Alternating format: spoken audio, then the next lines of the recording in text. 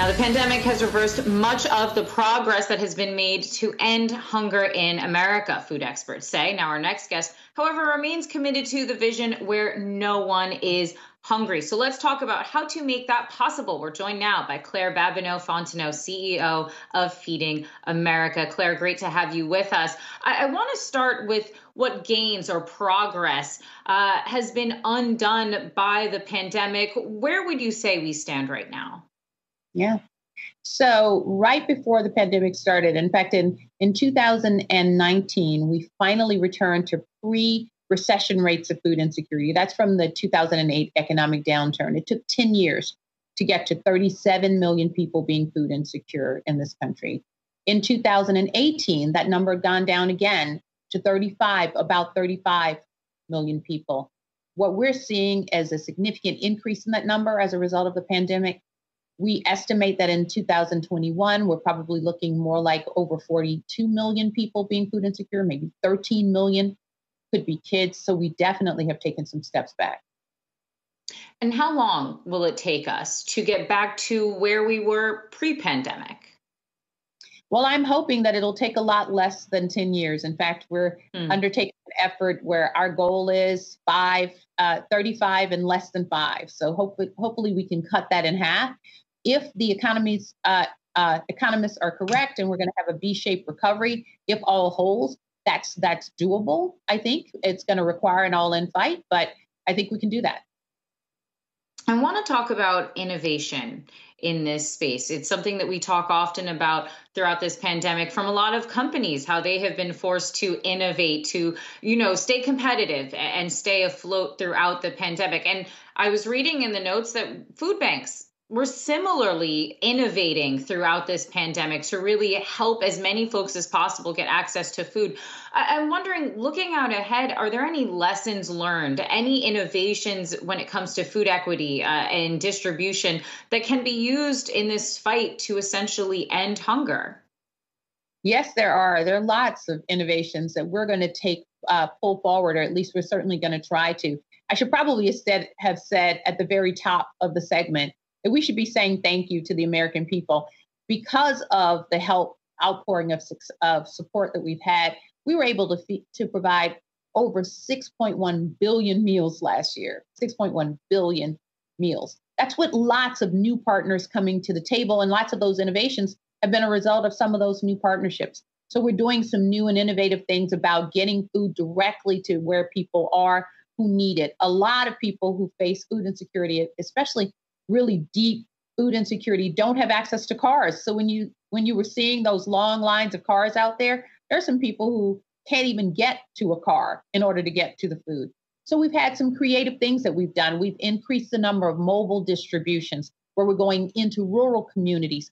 Lots of people in the audience may not be aware that there are some significant challenges around hunger in rural communities across the country. So we've been getting out farther and farther out to where people are who are in need of help. We've created new partnerships that we hope that we'll be able to bring with us beyond the pandemic. And I think if we continue to trigger those innovations, if the American public continues to open their hearts and minds to this real big challenge that people are confronting, I'm confident that we can make a whole lot of progress going forward.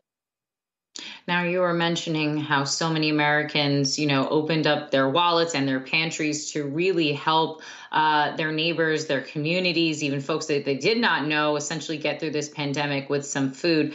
But of course, the federal government also did step in terms of stimulus. And I know that we have a graphic that has shown the impact there. I'm wondering if the stimulus is enough or not enough to tackle this problem right now, and how long you think that folks are going to need to be helped. Yeah, so let me go back before the stimulus. This is one of the places where we've been able to have bipartisan support. During the previous administration, there was lots of outpouring of support and outreach, increases in food that was being distributed, the deregulation of regulations that really made it challenging, especially during a pandemic, to provide food to people who needed it desperately. And we've seen that continue in this administration, and we're really excited about that too. This new bill has a lot of really positive things in it. But I would tell you that most of what what's being provided is temporary, and that unfortunately, if past is prologue, the issues are going to be won't be quite as temporary as the relief is. So we're looking at least 5, maybe 10 years of really challenging recovery for people who've been hit hardest by this pandemic. So we sometimes say that it's a good down payment, but it certainly will not get us all the way to the finish line, not the 42 million people. All right. So in terms of getting to that finish line, Feeding America has launched the Food Security Equity Impact Fund. You've got some seed money. I say some, it's $20 million, which is no small feat for Ms. Mackenzie Scott. And that's going to be invested in communities of color and address the root causes of hunger. Now, we've seen a lot of organizations take this route of creating funds using investments to essentially tackle a lot of worthy and worthwhile causes. How will this fund continue to drive progress in terms of reducing hunger in the United States? Yeah, well, one of the things that I hope will not be unique about the approach that we're taking, and we're learning from others who've been doing this for a very long time, is that the solutions to these challenges tend to be local solutions. So the approach that we're going to take with the fund is we're building brand new tables and adding some extra chairs so that people who with lived experience get to be a part of crafting solutions for their communities.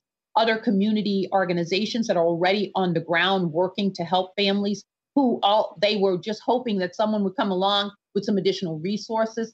We're going to have them at the table too.